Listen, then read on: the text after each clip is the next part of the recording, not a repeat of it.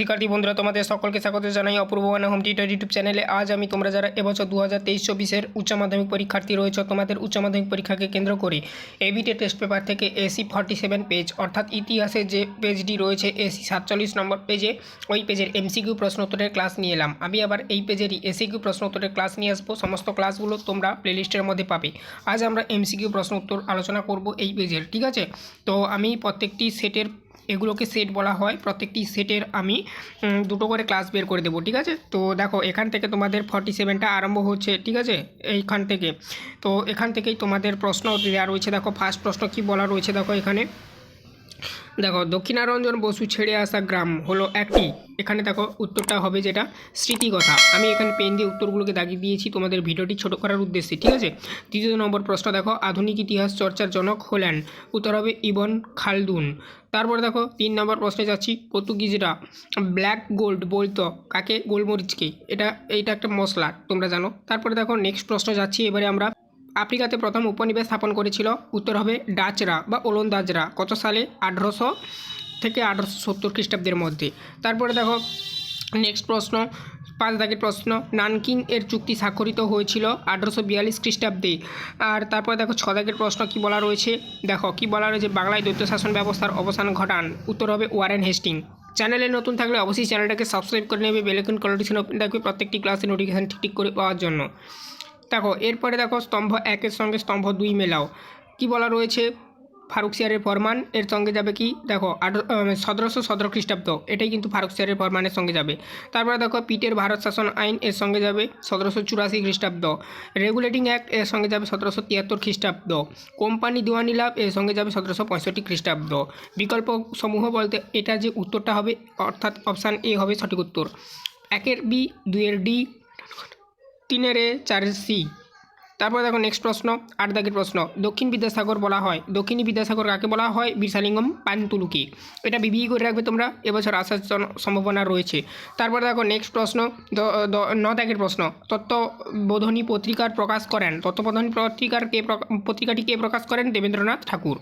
তারপর দেখো 10 দাগের প্রশ্ন, বর্তমান ভারত গ্রন্থটি রচনা করেন বিবেকানন্দ। তারপর দেখো 11 দাগের প্রশ্ন, বরদুল্লা সত্যাগ্রহের নেতৃত্ব দিয়েছিলেন সর্দার বল্লভভাই প্যাটেল। তারপরে দেখো 12 দাগের প্রশ্ন, নবান্ন নাটকের রচয়িতা ছিলেন বিজন ভট্টাচার্য। দেখো 13 দাগের প্রশ্ন কি বলা রয়েছে, 1943 এর মন্বন্তরের সময় ভারতের ভাইসর ছিলেন ওয়াভেল। ওকে। তারপরে দেখো নেক্সট প্রশ্ন কি বলা রয়েছে, 14 দাগের প্রশ্ন, আজাদ হিন্দ সরকার প্রতিষ্ঠিত হয়েছিল সিঙ্গাপুরেই প্রথম প্রতিষ্ঠিত হয়। 15 দাগের প্রশ্ন, দ্বিতীয় বিশ্বযুদ্ধের সময় মার্কিন রাষ্ট্রপতি ছিলেন। উত্তর হবে রুজভেল্ট। তারপরে দেখো 16 দাগের প্রশ্ন, ত্রিপুরী কংগ্রেসে সুভাষচন্দ্র বসুর প্রতিদ্বন্দ্বী করেছিলেন। উত্তর হবে পট্টভূমি সীতারামাইয়া। তারপরে দেখো নেক্সট প্রশ্ন যাচ্ছি আমরা এবারে, দেখো কি বলা রয়েছে, 17 দাগের প্রশ্ন, ঠান্ডা লড়াই কথাটি প্রথম ব্যবহার করেন। উত্তর হয়ে যাবে বার্নার্ড বারুচ।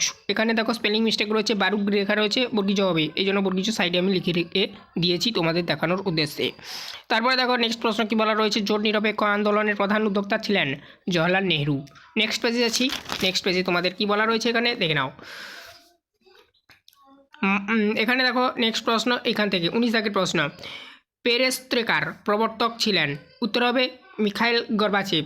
ওকে, মিখাইল গর্বাচেভ, স্পেলিং দেখবে তোমরা ফার্স্ট। তারপরে দেখো নেক্সট প্রশ্ন কি বলা রয়েছে, 20 দাগের প্রশ্ন, কিউবার রাষ্ট্রপতি ছিলেন ফিদেল কাস্ত্রো, স্পেলিংগুলো দেখবে, বারবার বলছি।